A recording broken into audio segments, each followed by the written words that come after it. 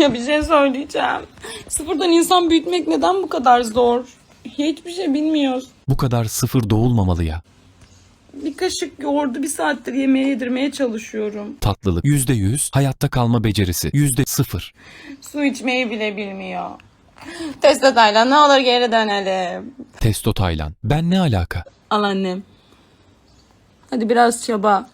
Hadi biraz çaba. Çaresizlik. Bakın şimdi.